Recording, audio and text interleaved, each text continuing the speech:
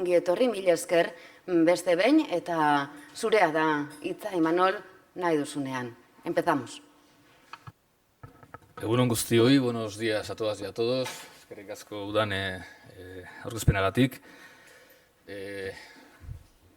Bueno, cuando empecé a preparar esta reflexión personal, que es una reflexión sobrevenida, ayer también había gente que acusaba a Xabier Ayerdi de haberles hecho estar aquí.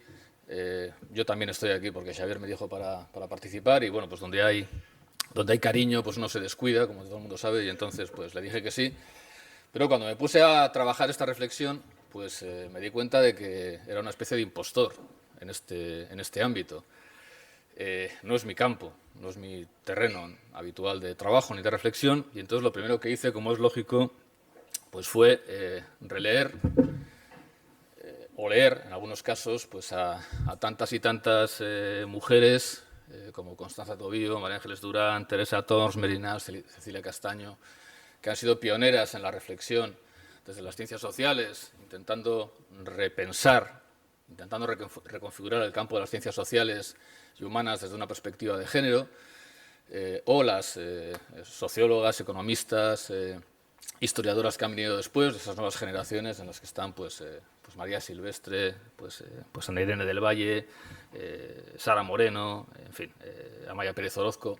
Bueno, a todas ellas pues le estoy enormemente agradecido porque me han abierto muchas perspectivas, a muchas de ellas he podido conocer y apreciar personalmente y ante todas ellas me disculpo pues por esta posibilidad de que al final caiga en la impostura de pretender decir algo novedoso sobre cuestiones que ellas tanto y tan bien pues han trabajado.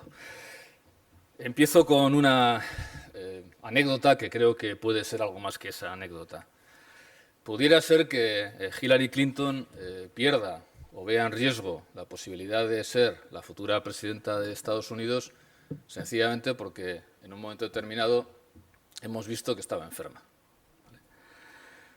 Haberse mostrado públicamente como una persona levemente enferma puede costarle la presidencia y puede además costársela frente a alguien como Donald Trump. Alguien a quien un doctor en filosofía por Harvard, Alan James, ha definido así. Dice, ojo, no estamos preguntando si Trump es o no un imbécil, porque a este respecto parece existir un consenso generalizado. O sea, se trata de una cuestión de imbecilología. Entre las muchas especies que pueblan el ecosistema de los imbéciles, ¿a cuál pertenece Trump con esa actitud? Bueno, pues ante un imbécil como Trump, Hillary Clinton puede perder las elecciones sencillamente porque hemos visto su imagen desvaneciéndose al entrar en el coche y teniendo que ser sostenida por uno de sus escoltas. Y parece que esta imagen es más deprimente y más preocupante que la aprobada y la reprobada imbecilidad de su adversario. Y es que cómo va a necesitar cuidados aquella persona que está llamada a ser la líder de la gran potencia norteamericana. ¿Cómo una persona así va a poder ser alguien que nos gobierne? Claro, ya solo faltaba decir aquello de mujer tenía que ser. Bueno, yo creo que la ocultación de la dependencia, la conversión de esta en una palabrota, como dice Bauman, en algo de lo que cualquier persona decente debería avergonzarse, es una de las ficciones más perversas sobre las que hemos construido este capitalismo patriarcal en el que vivimos. Ser acusados de dependientes se ha convertido en un estigma y es algo que se percibe con claridad también en el ámbito de las políticas sociales, donde al final pues, pasar de la dependencia al parasitismo, como sabemos, es desgraciadamente muy fácil. Y es verdad que hay dependencias perversas, todas aquellas que anulan o que limitan nuestra capacidad de agencia, nuestra capacidad de autonomía. Pero hay dependencias extraordinariamente positivas, que al contrario justamente nos hacen agentes, nos hacen autónomas, nos hacen personas con posibilidades de tomar decisiones propias. Y no saber diferenciar entre unas dependencias y otras, y sobre todo no tener el valor de defender incondicionalmente aquellas dependencias constitutivas que justamente nos hacen y nos mantienen como seres humanos, pues tienen como consecuencia la corrosión del fundamento moral de la existencia social, sin la cual pues, no es posible una sociedad buena. César Rendueles, que es un filósofo joven también, se ha hecho muy famoso con un ensayo titulado sobre la tecnología, etc., escribe lo siguiente. Dice, cuidar de alguien o ser cuidado no es en sí mismo una forma de sometimiento, de sumisión, sino un aspecto tan intrínseco a nuestra naturaleza como nuestra capacidad de comunicarnos o expresar afectos. Puede dar lugar a relaciones de poder desiguales y violentas, pero no tiene por qué ser así y, de hecho, en muchas ocasiones no lo es en absoluto. Y es que solo es posible construir una comunidad real de seres humanos si partimos de comprender y asumir nuestra fragilidad ontológica, la precariedad constitutiva de nuestra naturaleza humana. Y solo desde aquí podemos cuestionar otra ficción de nuestra sociedad, que es esa ficción contractual, donde se supone que todas y todos somos, por nacimiento, seres absolutamente independientes, que podemos decidir o no juntarnos con otra gente para construir sociedades, ¿no? Es la idea del contrato social. Bueno, esto no es cierto. No nacemos plenamente humanos, plenamente construidos y construidas, y a partir de ahí decidimos si nos juntamos o no nos juntamos. Eso no es cierto. Somos humanas, somos humanos siempre porque somos con otras y con otros que nos acogen, que nos reconocen, que nos acompañan. No existe nada parecido a un hombre tenía que ser, hecho a sí mismo, hasta el extremo de poder permitirse la licencia de suscribir o no un contrato social. Esta ficción, como digo, es imposible. Es decir, somos, como hacía mucho tiempo escribía el filósofo MacIntyre, animales racionales y dependientes. Las dos cosas, racionales y dependientes. De la dependencia no se sale. Con la dependencia se vive y, sobre todo, con la dependencia se convive. Y se convive con el objetivo de mantener la máxima autonomía posible a lo largo de una vida que siempre es dependiente. Siempre somos dependientes y en esa dependencia, pues lo que vamos haciendo es encontrar las mejores formas de alcanzar la autonomía posible en cada momento. Y tan autónoma puede ser una persona que en su niñez se aferra a la mano de su madre cuando monta por primera vez en la noria, como quien escala una montaña atada a una cuerda de seguridad a su compañera de cordada, o como quien recibe una renta de garantía de ingresos, o como quien acude a un centro de día para personas con algún tipo de discapacidad intelectual. ¿Vale? Y porque somos constitutivamente dependientes, somos también necesariamente seres que cuidamos y que somos cuidados. Damos y recibimos cuidado de manera permanente, porque la dependencia es una condición permanente también de nuestra existencia. Y no somos ni más ni mejores ciudadanos y ciudadanas cuando menos practicamos el cuidado mutuo. Al contrario, como se decía ayer, decía María muy claramente, ciudadanía y cuidadanía son la misma cosa.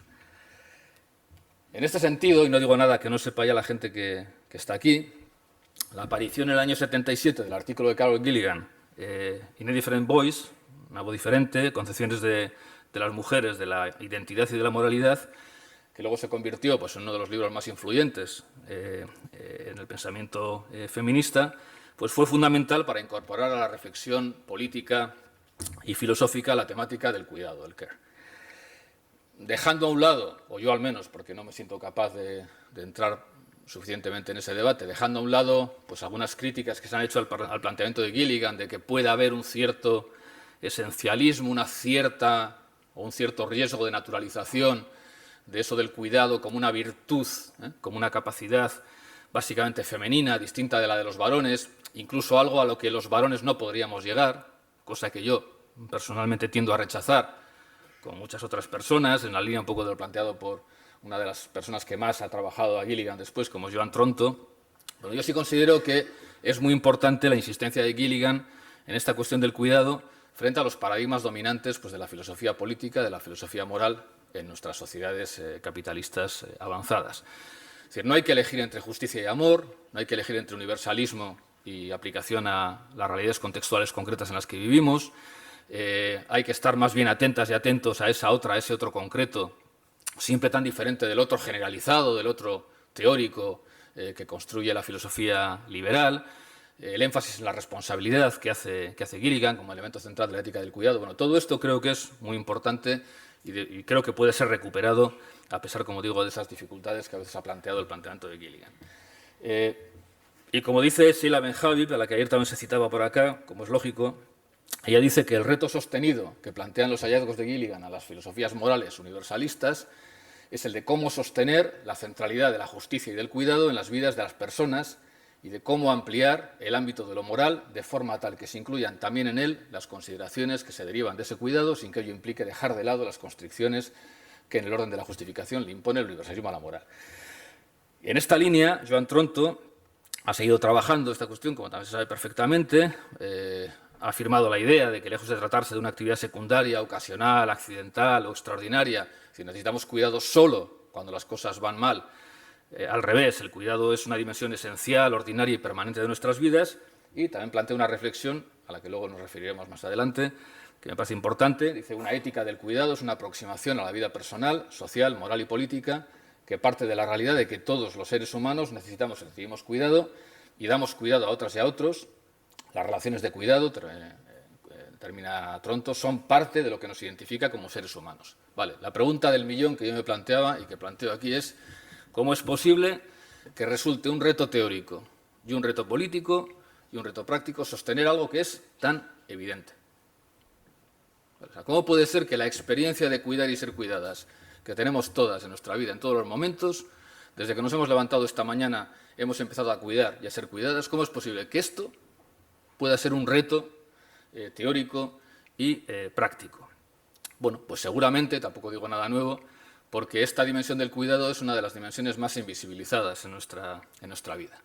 Hay un escritor norteamericano, Walter Mosley, conocido sobre todo por escribir novelas policíacas, pero que tiene una novela muy interesante titulada El hombre del sótano, perdón.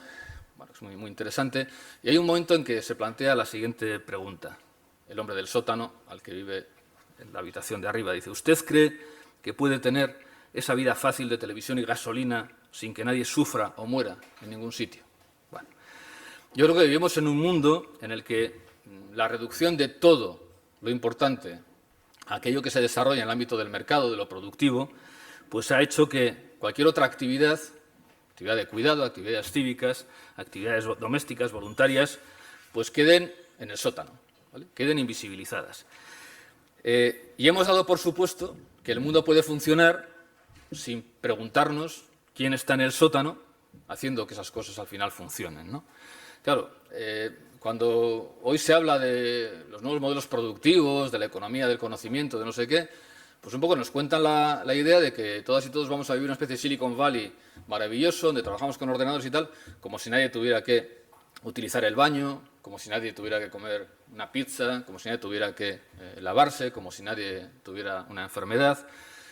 O sea, toda la dimensión del cuidado, toda la dimensión esta que al final se ubica en el sótano de nuestra sociedad, ha sido clarísimamente invisibilizada. Hay una investigadora francesa, Delphine Moreau, muy interesante, que trabajó estas cuestiones, que dice: en las oficinas la limpieza se hace a menudo a horas tardías o pronto por la mañana.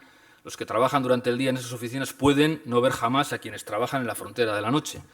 Vacían sus basuras y limpian sus espacios de trabajo. De esta manera pueden desconocer sus condiciones de trabajo y literalmente no tener que preocuparse por ello. Esto es lo que Tronto ha llamado pues la irresponsabilidad de los privilegiados o la ignorancia indiferente, ¿vale? Y continúa Moreau: el fomento de individuos ultraautónomos se hace negando el cuidado que les es dispensado de manera discreta e invisibilizada. Entonces, vivimos una especie como de realidad de mediada, ¿no? No podemos vivir si no somos cuidadas y cuidados, pero esta dimensión se invisibiliza permanentemente. Por eso creo que es fundamental, para poder abordar en clave de políticas públicas la cuestión de los cuidados, justamente visibilizar esta dimensión, hacernos conscientes de ella, ¿no? Hablando de esto a veces en clase, yo le suelo recomendar a las alumnas y a los alumnos que para hacer visible justamente esta invisibilidad, pues que, por ejemplo, y para que veamos las dificultades que ello tiene, pues que, por ejemplo, reveamos otra vez y discutamos pues una película tan interesante como La sal de la tierra, donde refleja claramente cómo en un conflicto, que lo habrán visto la película, en un conflicto sindical, en un conflicto laboral, lo que les cuesta a las mujeres introducir las reivindicaciones del cuidado, porque se supone que no son importantes. Lo importante es lo que pasa en la mina y lo que pasa con los trabajadores. Bueno, creo que es importante, como digo, visibilizar esta cuestión. Y hacerlo pues con el humor, pero también con la profundidad con la que, por ejemplo, lo hace en un libro buenísimo, uno de los mejores libros que he leído yo en los últimos tiempos, pues Catherine Marsal, en un libro titulado ¿Quién le hacía la cena a Adam Smith? ¿Vale? Es una pregunta tan simple, pero es una pregunta tan absolutamente demoledora del discurso dominante sobre la economía y, como veremos luego, sobre la política y la vida en general, que merece la pena, como digo, hacérsela, ¿no? Como sabemos, Adam Smith es el padre de la economía moderna y respondió a la pregunta fundamental que se plantea la economía, que es, como dice la propia Marsal, cómo llegamos a tener nuestra comida en la mesa. ¿Vale? Bueno, entonces Adam Smith lo dijo claramente. Hay una frase muy repetida en La riqueza de las naciones, donde dice: no es la benevolencia del carnicero, el cervecero o el panadero lo que nos procura nuestra cena, sino el cuidado que ponen ellos en su propio beneficio. No nos dirigimos a su humanidad, sino a su propio interés. Y jamás les hablamos de nuestras necesidades, sino de sus ventajas. ¿Vale? Así funciona la economía, dice Adam Smith. Bueno, es el interés económico el que hace que las cosas funcionen. Bueno, pues resulta que, como dice Marshall, Smith vivió toda su vida soltero, cuidado por su madre viuda y después por una prima también soltera, ¿no? Y dice Marshall con mucho... Claro, que estaban devotamente dedicadas a este buen hombre para que él escribiera sus obras, sus teorías y tal y cual, pero absolutamente de espaldas a esas mujeres que le cuidaban permanentemente, ¿no? Entonces, como escribe Marshall en su libro, dice: cuando Adam Smith se sentaba a cenar, pensaba que si tenía la comida en la mesa no era porque les cayera bien al carnicero y al panadero, sino porque estos perseguían sus propios intereses por medio del comercio. Era, por tanto, el interés propio el que le servía la cena. Sin embargo, ¿era así realmente? ¿Quién le preparaba a la hora de la verdad ese filete a Adam Smith? Bueno, esta visión reduccionista, que, como digo, cuando nos hacemos conscientes de ella, nos parece absolutamente absurda. La idea es, pero ¿cómo podemos estar tan ciegas, sobre todo tan ciegos, a esta dimensión del cuidado, cuando estamos permanentemente envueltas y envueltos en redes de cuidado, ¿no? Bueno, pues lo que hace justamente difícil que introduzcamos el cuidado, en mi opinión, en nuestras políticas es justamente eso. Uno de los antropólogos más importantes, Ralph Linton, decía que lo último de lo que sería consciente un habitante del fondo del mar sería del propio mar, ¿no? Bueno, pues seguramente vivimos en un mar de cuidados y justamente esa enormidad de los cuidados, esa multiplicidad de los cuidados, ese hecho de que vivimos sumergidos en el cuidado, pues nos hace relativamente indiferentes o ciegas y ciegos ante esa propia realidad, ¿no? Dice Marshall que lo mismo que Simone de Beauvoir hablaba de un segundo sexo, pues también existe una segunda economía. ¿Vale? Existe una segunda economía que también está invisibilizada como el segundo sexo. Bueno, pues lo mismo que existe una segunda economía, pues también existe una segunda política. También invisibilizada y también menospreciada. Bueno, cuando hablamos de las políticas públicas, hay una pregunta que nos tenemos que hacer, una reflexión que nos tenemos que hacer, y es: ¿quién construye las políticas públicas? Bueno, ¿qué es una política pública? Una política pública es una decisión de la Administración, del Estado, de intervenir en algún aspecto de la realidad. Cualquier aspecto de la realidad puede convertirse en objeto de la política pública, pero cualquier aspecto de la realidad puede ser ajeno a la intervención de la política. Entonces hay una pregunta fundamental y es: ¿por qué algunas realidades sociales, por qué algunas situaciones sociales acaban convertidas en políticas públicas? Y esto no es en absoluto automático. Hay infinidad de situaciones sociales problemáticas que no acaban convertidas en políticas públicas. ¿Por qué? Pues porque no se tematizan como política, sencillamente se quedan como problemas sociales, o porque no se convierten en problemas públicos, no hay nadie que los empuje, que la reivindique. Pensemos en los desahucios. Desahucios ha habido siempre. O sea, desahucios no ha habido desde hace 5 años, pero se han vivido como situaciones sociales problemáticas. O sea, no se han problematizado como problemas sociales, no se han tematizado políticamente. Bueno, y solo al final, muy al final de ese proceso, si hay agentes sociales, movimientos sociales, que a través de la lucha, a través de la reivindicación, hacen todo este recorrido y luego lo sostienen, pues al final se convierten en políticas públicas. Claro, las prácticas de cuidado, y esto, en fin, casi me da vergüenza de decirlo yo, encubren o explicitan relaciones de poder. ¿Vale? La organización social de los cuidados es un campo fundamental de lucha política. ¿Por qué? Pues porque hay intereses en juego, porque hay personas que van a salir ganando o salir perdiendo, y ahora no quiero entrar en si la pérdida o la ganancia es subjetiva o también objetiva, en función de cómo se resuelva esta cuestión de los cuidados. Por tanto, la cuestión de los cuidados, que siempre tendemos a plantearlo como una cuestión del ámbito doméstico, es profundamente política. Es un campo de lucha, es un campo de poder. Y claro que somos conscientes cada vez más de que vivimos eso que se está llamando una crisis global de los cuidados. Ayer, cuando Ana Irene y María pues, decían lo que están pasando con algunas de las encuestas que se van haciendo sobre el tiempo, o Machalen y tal, pues claro, es que los varones llevamos aprendiéndonos la lección. O sea, la teoría nos la empezamos a saber. Entonces ya sabemos lo que es políticamente correcto, ya sabemos que no podemos negar algunas cosas. Otra cosa es lo que hacemos luego después de eso, ¿no? Entonces, bueno, ya vamos asumiendo que el cuidado es importante, ¿no? Y hoy en día la idea de crisis global de cuidados aparece por doquier, por todos los sitios, ¿no? Bueno, ¿cuál es la respuesta que estamos dando a la crisis global de cuidados? Pues la respuesta que sea más funcional para un sistema capitalista y patriarcal. Es decir, sistémica y sistemáticamente lo que buscamos son respuestas que lo cambien todo para que todo siga igual. Por ejemplo, mercantilizando los cuidados. Vamos a pagar por ello. Vamos a pagar porque nos cuiden y alguna gente tendrá que cobrar o tendrá que trabajar para recibir un salario, porque no tiene más remedio, a cambio de cuidar. O vamos a través de esa proliferación de las cadenas mundiales de afecto y asistencia, que describe Hochschild, de extracción de plusvalía emocional, que nos cuiden otras personas más pobres, inmigrantes, etc. Es decir, ya sabemos que hay una crisis de cuidados, pero con tal de no tocar el núcleo fundamental del conflicto político de poder que existe en el campo de los cuidados, pues vamos buscando otro tipo de soluciones. Al final, soluciones que siempre pasan por el sesgo de clase y por el sesgo de género, que hace que el cuidado pues recaiga de manera fundamental sobre las mujeres, o siga recayendo de manera fundamental sobre las mujeres, eso sí, ahora igual hasta las pagamos, y sobre todo sobre las mujeres pobres, ¿no? Claro, no tener en cuenta esta dimensión conflictiva de las políticas del cuidado nos condena a abordar la cuestión del cuidado como si fuera una cuestión de policies. En inglés, para hablar de política, como se sabe perfectamente, hay tres conceptos. Se puede hablar de polity, se puede hablar de politics y se puede hablar de policies.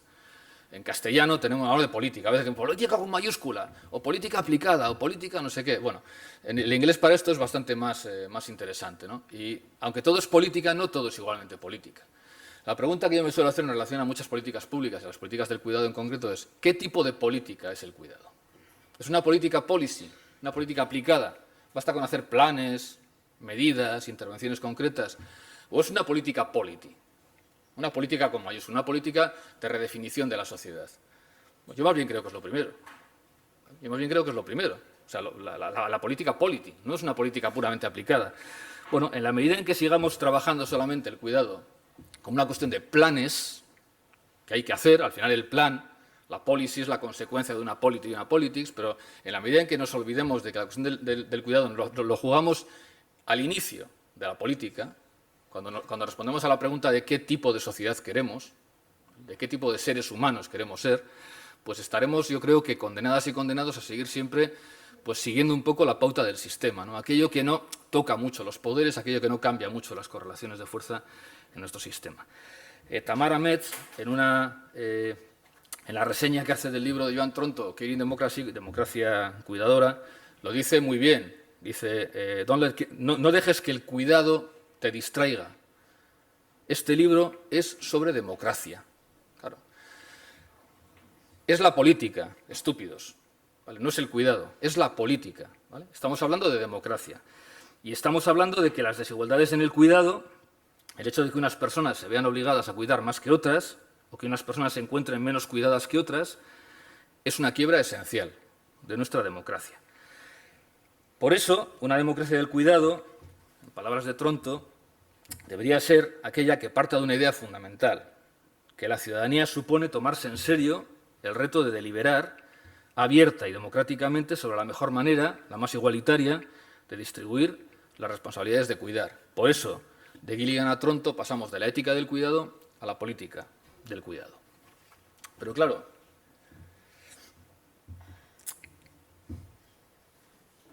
¿cómo reformar un sistema si para ello hay que esperar que alguien se quite el poder a sí mismo? Esta es la pregunta que plantea en un libro muy interesante un filósofo alemán, Pretz. Y claro, pues hablo de nosotros, hablo de mí, hablo de los varones que constituimos familias de clase media. Voy terminando con esto mi reflexión y solo apunto algunas ideas. Yo creo que nos enfrentamos en primer lugar a un reto cultural. ¿Vale? Yo creo que hay que crear las condiciones subjetivas que favorezcan una rápida transición hacia esa democracia del cuidado. Y cuando digo rápida, digo rápida. Y desde esta perspectiva, pues resulta fundamental reflexionar sobre el concepto de ideales de cuidado, ideals of care, que plantea Arlie Hochschild, y responder colectivamente a la pregunta sobre el modelo de cuidado que subyace como imaginario a nuestros debates políticos. Como es conocido, Hochschild plantea 4 ideales de cuidado: el modelo tradicional, la madre ama de casa; el modelo posmoderno, la madre trabajadora capaz de hacerlo todo, fuera, tal, la superwoman de la que ha hablado tanto Luis Moreno en muchos de sus trabajos; el modelo moderno frío, que llama ella, el cuidado prestado exclusivamente por instituciones; o el modelo moderno cálido, que sería, y aquí cito textualmente, aquel en el que las instituciones proporcionan algunos cuidados a niños y ancianos. Yo creo que hay que salir también del campo de los niños y los ancianos solamente cuando hablamos del cuidado, pero me vale para plantear la idea, en tanto que mujeres y hombres unen equitativamente sus esfuerzos para brindar cuidados en la esfera privada. Pero como digo, claro, el problema es que estos ideales del cuidado los tenemos todas y todos, como sujetos sociales que somos, también lo tienen las mujeres. Ayer salía en alguna de las mesas la idea esta de cómo a veces hay una recuperación de la maternidad como algo que tal, pero sobre todo la tenemos los varones. Con toda claridad salían los grupos de discusión de Machallen, ¿no? Entonces, bueno, a la hora de repensar imaginarios, pues es muy importante que los propios varones repensemos nuestros imaginarios, ¿no? Bueno, yo he ido encontrando por ahí, está por supuesto la perspectiva de las nuevas masculinidades, que tiene su potencia. He encontrado una reflexión muy interesante de una autora, Julie Nelson, que habla de recuperar, otra vez entramos en los temas de los idiomas, habla de recuperar la idea del husbandry. Husband es el marido, el esposo, ¿no? Pero la husbandry, sobre todo en el inglés británico, por lo visto, aquí parece que soy un filólogo, es mentira, bueno, tiene que ver con el cuidado, justamente, con esa forma de ser varón más asociada a las sociedades más agrícolas, donde se cuida, se limpia, se recoge, se tal, normalmente fuera de casa, no tanto dentro, pero bueno, esa capacidad que tenemos de acompañar la vida, porque plantas, porque un poco sigues los ritmos de la naturaleza, ¿no? El husbandry sería un poco esa capacidad que tenemos de acomodarnos a ciclos un poco más naturales y tal, ¿no? Bueno, habla de recuperar la husbandry, que es interesante. Sería una forma de incorporar al imaginario social la idea positiva de un varón cuidador. Humberto Maturana hacía tiempo hablaba del hombre matrístico y decía, el hombre matrístico hace lo mismo que todo hombre, pero no centrado en la lucha o la competencia, no centrado en la apropiación y en la negación del otro. Tal hombre, en la relación de cuidado con los hijos, que es lo que connotamos al habla de relación materna, es una madre masculina. Bueno, hay bastantes pistas por ahí que deberíamos, o podríamos y deberíamos seguir, ¿no? Afrontamos también, junto al reto de crear las condiciones subjetivas, el reto político y económico de enorme envergadura de crear las condiciones materiales, las condiciones objetivas que permitan esa transición hacia un modelo de sociedad, de democracia cuidadora plenamente igualitaria, ¿no? Y me refiero evidentemente al reparto de todos los trabajos y a la reorganización de todos los tiempos dedicados a las distintas actividades sociales en nuestra sociedad, ¿no? Bueno, sobre esto Arantxa Rodríguez en Euskadi ha trabajado muchísimo, tiene libros publicados.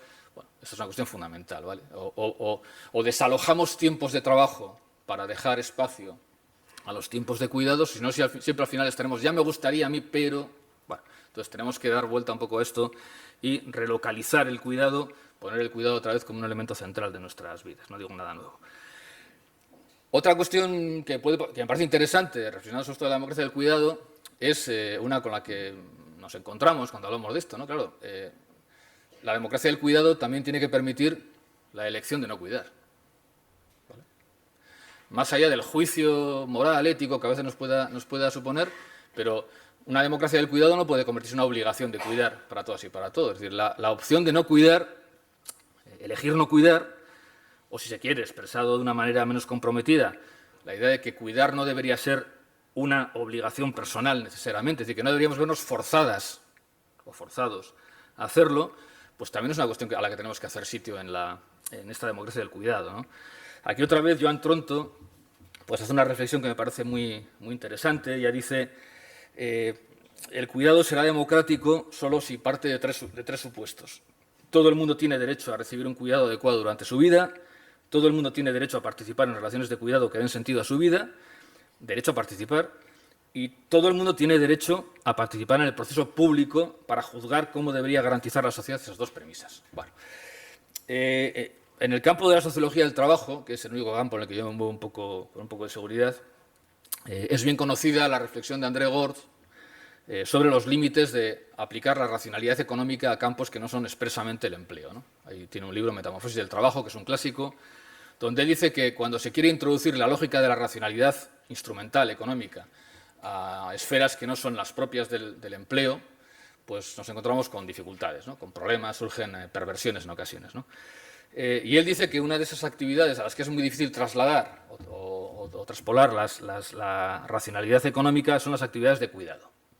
Gortz dice que, y abro comillas, en razón del don de sí que exigen, las actividades de ayuda y cuidados solo están bien entendidas por personas que las hayan elegido. Están atendidas del mejor modo posible por voluntarias, aunque él dice por voluntarios. Bueno, yo creo que esta propuesta de Gortz, que está asociada a la idea de disminuir progresivamente el tiempo de empleo para dejar más espacios para los tiempos de cuidado, de voluntariado, etcétera, tiene un riesgo, ¿vale? Y tiene el riesgo a través de pensar que el cuidado es algo que solo podemos hacer vis a vis, ¿no? Que solo podemos hacer de una manera muy emocional, como muy implicada, y que por tanto no cabe ningún tipo de cuidado que no salga del espacio más íntimo, de las emociones, de las relaciones más cercanas, ¿no?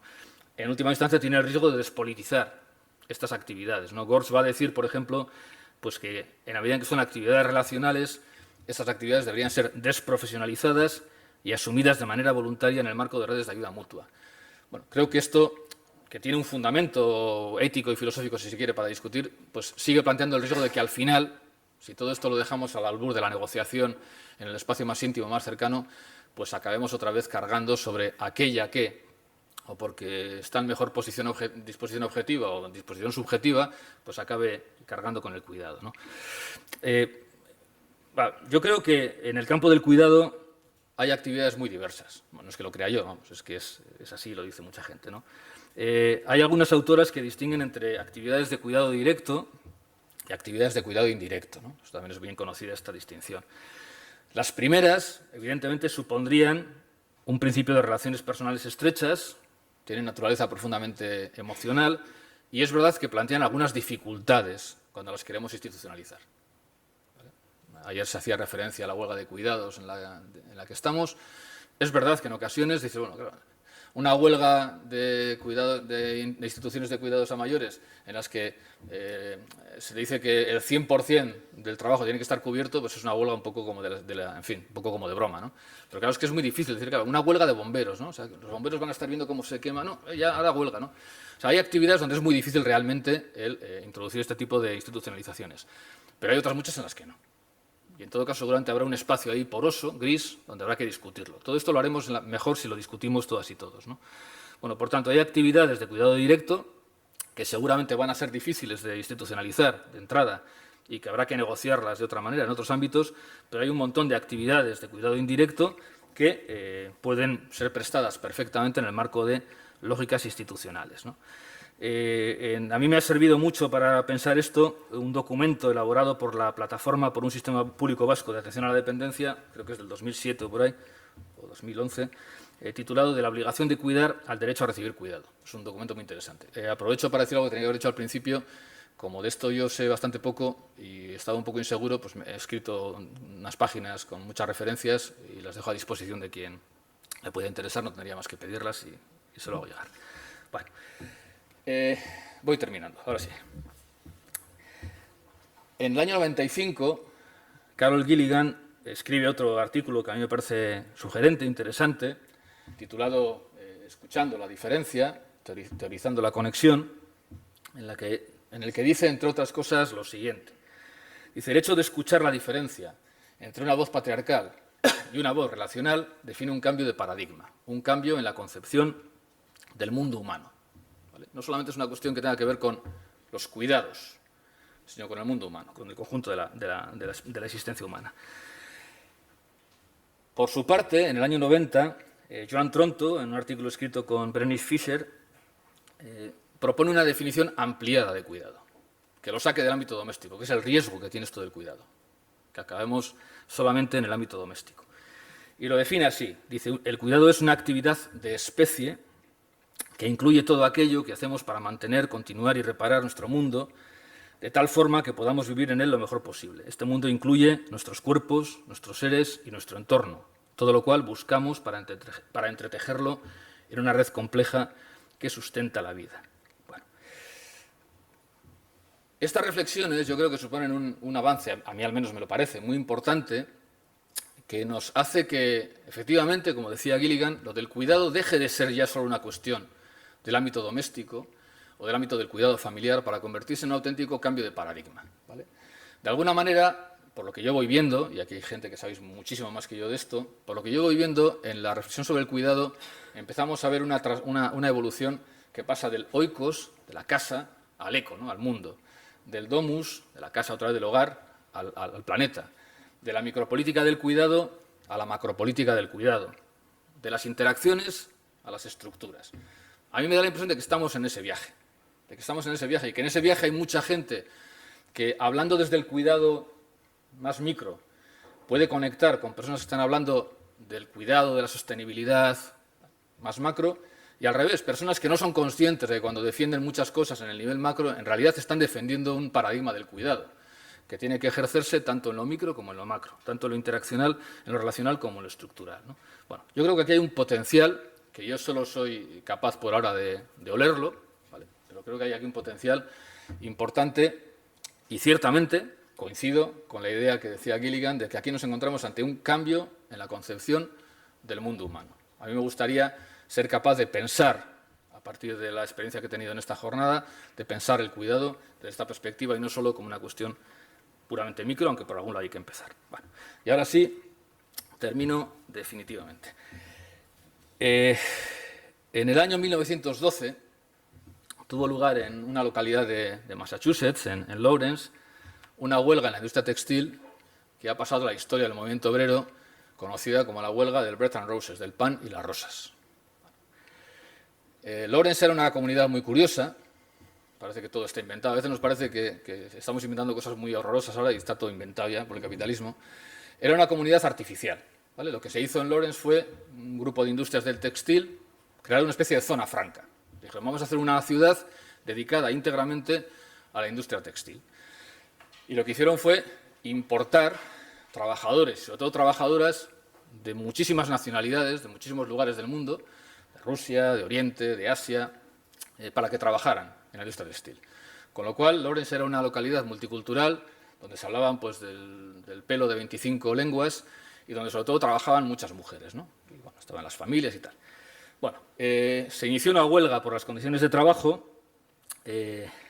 Intervino en esa huelga uno de los sindicatos más interesantes que ha habido en la historia del movimiento obrero, que fue el Industrial Workers of the World, los Bublis, que era un sindicato medio anarquista, medio libertario y tal y cual. Y este sindicato envió a Lawrence a una mujer, a una líder sindical, que era Elizabeth Gurley Flynn, que ella misma había sido trabajadora del sector textil durante mucho tiempo y que consiguió movilizar una reacción de las mujeres de Lawrence muy potente, como digo, histórica. Fue muy curioso y está muy trabajado cómo estas mujeres consiguieron, por una parte, trabajar la lucha en el ámbito de lo laboral y, por tanto, fueron las primeras que en Estados Unidos empezaron con los piquetes, por ejemplo, que impedían que los esquiroles entraran a trabajar, etc. O sea, eran trabajadoras que trabajaban, que luchaban por las condiciones de trabajo, hacían huelga en ese sentido, hacían lucha directa, pero también eran muy conscientes de las necesidades diarias de las familias de las y de los huelguistas, ¿no? Y, por tanto, pusieron en marcha todo un montón de iniciativas de comedores comunitarios, clases para niñas y niños analfabetos o que desconocían la lengua inglesa, roperos populares, cajas de resistencia, espectáculos culturales. Bueno. El sindicato de trabajadores del mundo pues, fue acusado por parte de la patronal y tal de que estáis utilizando a las mujeres para que la policía no pueda reprimirlas, para que nos... estáis utilizando a las mujeres, ¿no? Y ellos respondieron en un manifiesto. Dice, no es verdad. Dice, la verdad es que este sindicato no mantiene a las mujeres en la parte de atrás, así que lo que hacen ellas es ponerse delante, ¿vale? Bueno, es una huelga que ha pasado a la historia por la iniciativa de las mujeres. Y como digo, fue conocida como la huelga del Bread and Roses porque como gran himno... Vaya. Bueno, como gran himno de esta huelga, pues entonaban una canción titulada Pan y Rosas. Igual alguno lo habéis podido ver la última vez que yo la he visto en una película así moderna ha sido en la película Pride, que es esa película donde se habla de cómo una huelga de mineros galeses contra Thatcher recibe el apoyo de un grupo de gays y lesbianas de Londres, y entonces cómo los machotes galeses no pueden aceptar que unos mariquitas ingleses, londinenses, les apoyen y tal igual, y al final, que es un hecho real, es un hecho que ocurre realmente, ¿no? Y hay un momento muy bonito en el que cantan justamente Breath and Roses, ¿no?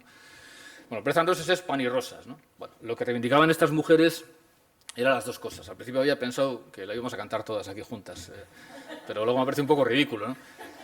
Pero bueno, hay muchas versiones muy bonitas, muy variadas. Yo os invitaría a que las escuchéis y os invitaría a que releáis o releamos todas el texto de la canción. Yo me quedo con tres estrofas solamente, que no voy a cantar, evidentemente. Dicen: mientras vamos marchando, hablamos también por los hombres, luchamos también por los hombres, ya que ellos son hijos de mujeres, y los protegemos otra vez maternalmente. Nuestras vidas no serán explotadas desde el nacimiento hasta la muerte. Los corazones padecen hambre, al igual que los cuerpos. Dennos pan, pero dennos también rosas. Mientras vamos marchando, innumerables mujeres muertas van gritando a través de nuestro canto su antiguo reclamo de pan. Sus espíritus fatigados conocieron el pequeño arte y el amor y la belleza. Sí, es por pan que luchamos, pero también luchamos por las rosas. Y termina diciendo: nuestras vidas no serán explotadas del nacimiento hasta la muerte, los corazones padecen hambre, al igual que los cuerpos, pan y rosas, pan y rosas. Bueno, a mí me parece que es una canción que refleja justamente estas dos dimensiones de la lucha a la que nos enfrentamos. El elemento material del pan, pero el elemento relacional, cultural, simbólico, del cuidado. Pan y rosas. Bueno, pues creo que habrá que seguir cantando esta canción durante mucho tiempo y espero que nuestras compañeras nos ayuden a cantarla realmente con sentimiento y con entrega. Eskerrik asko.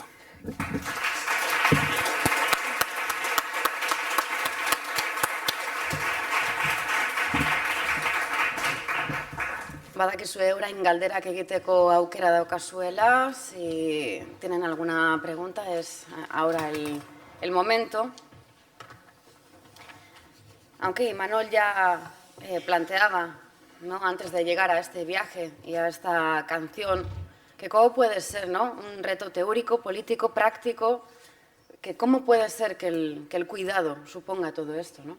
Cuando todos somos, decías, animales racionales y dependientes, siempre dependientes, ¿no?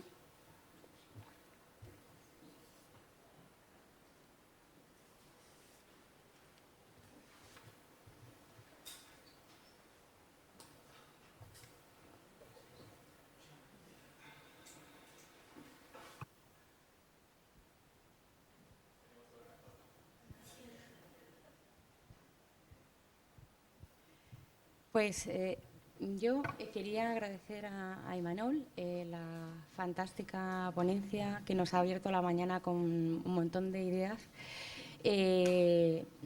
También estoy muy contenta por la sintonía, porque muchas de las cuestiones que estás planteando yo también las estoy dando muchas vueltas.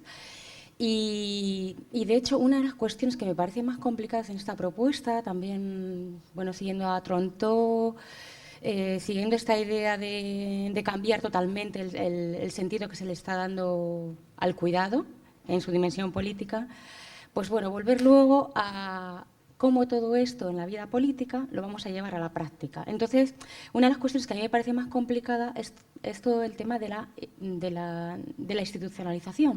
O sea, porque si el mercado nos parece peligroso, abusivo, si las familias ya sabemos las trampas que tienen, si la comunidad quizá es también un campo para explorar, que bueno, esta tarde espero que salgan propuestas y tal, pero que todavía, bueno, por diferentes razones no ha podido desarrollar un sistema de apoyo, bueno, yo creo que hay una gran esperanza en toda la cuestión institucional, ¿no? Entonces, con toda esta definición que has hecho tan interesante, o con todo este mapa que has hecho tan interesante del universo del cuidado, ese reto de la institucionalización, ¿cómo lo planteas tú de cara, digamos, a una visión práctica, esa política más del día a día? Y nada, y muchas gracias de nuevo por la ponencia. Gracias a ti por la comprensión.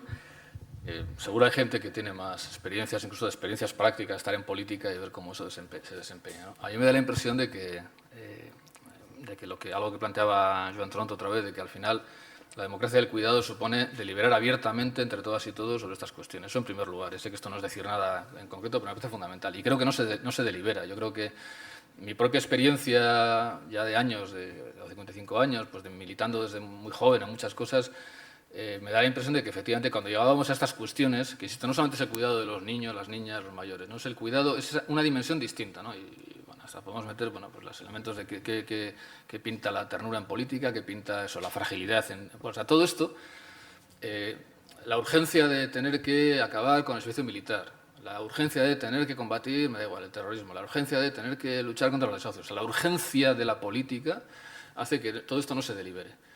Y a mí eso me parece que es el primer problema, ¿no? Y cuando alguien quiere plantear esta cuestión, ya están estas otra vez con estos temas, ¿no? O sea, eso es para el día siguiente. O sea, el día siguiente que hayamos hecho ya la revolución hablaremos de estas cosas.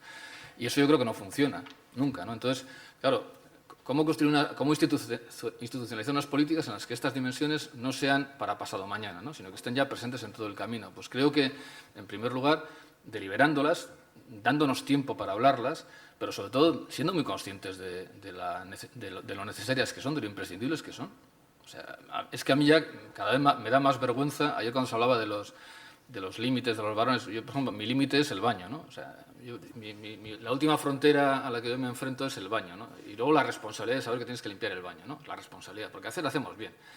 Entonces, la cosa es cómo somos tan inconscientes y no nos damos cuenta de que cuando discutimos de lo que sea, por eso decía lo de la sal de la tierra, ¿no? O sea, a mí me parece que es una película en la que esa tensión entre lo laboral, lo material y la dimensión más del cuidado, en este caso doméstico, pues lo fácil que la olvidamos, ¿no? Claro, ¿por qué los trabajadores olvidan que hay que introducir en su reclamación el tema de tener canalizaciones de agua en las casas? Porque cuando ellos llegan después de trabajar, su mujer ya había ido a la fuente, ya le había calentado el agua y tal y cual, ¿no?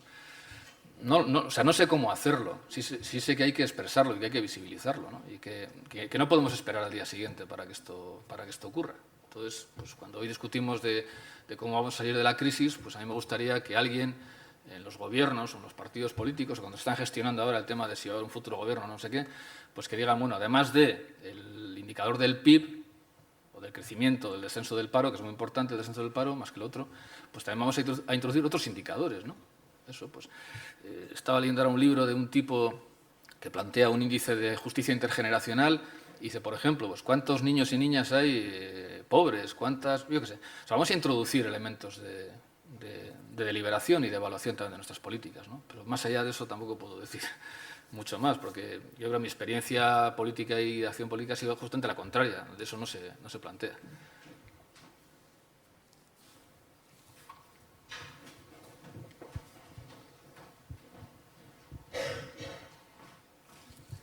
Hola, eskerrik asko, Imanol.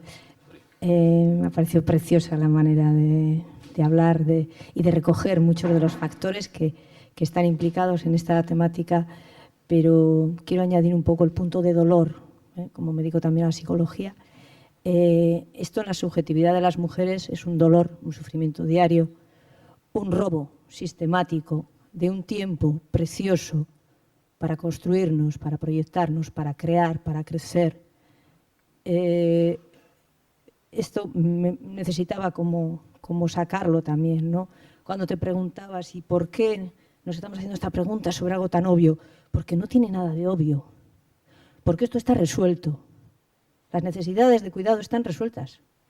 Entre las mujeres pobres y las mujeres que todavía mantenemos un cierto nivel de alienación, esto está resuelto.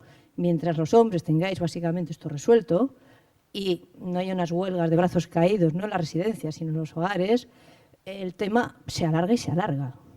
Porque además creo que en los palos de las ruedas de por qué esto no va más rápido está todo el tema inconsciente y todo el tema de cómo nos constituimos como sujetos, hombres y mujeres, y cambiar eso es como el corazón de la cebolla.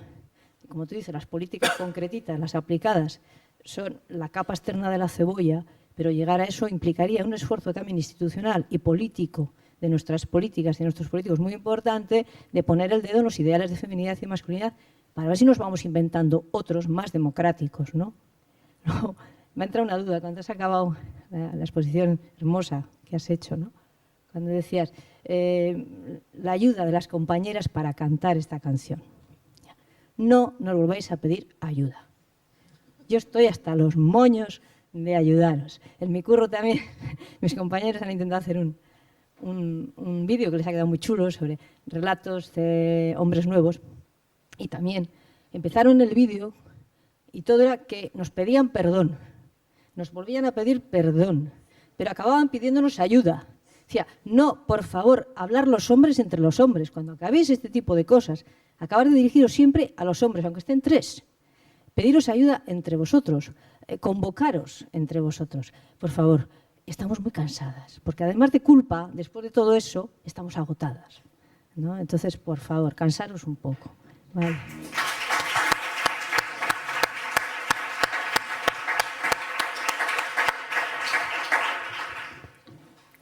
Tomo nota absoluta, pero solo me puedo justificar por mi edad ya. Espero que la gente, los hombres más jóvenes... el otro día hubo un acto muy bonito el otro día, bueno, hace unos meses, de la Diputación, antes del verano, que era... Se ha constituido un premio, que la figura es la sirguera, ¿no? La mujer que tiraba de las barcas en la ría y tal. Y uno de los premios, bueno, hubo un premio evidente al Centro de Documentación Feminista, Batiz, bueno, o sea, hubo premios evidentes, pero hubo uno muy interesante a un grupo, a un colectivo justamente de varones que llevan ya mucho tiempo trabajando sobre los temas de la nueva masculinidad. Bueno, eran un poco más jóvenes que yo, entonces yo confío en eso, confío en que ellos ya no pidan ayuda. Ah, y pidieron ayuda también. Entonces me borro. Entonces tampoco. Habrá que esperar a otros más jóvenes. Habrá que esperar a otros más jóvenes.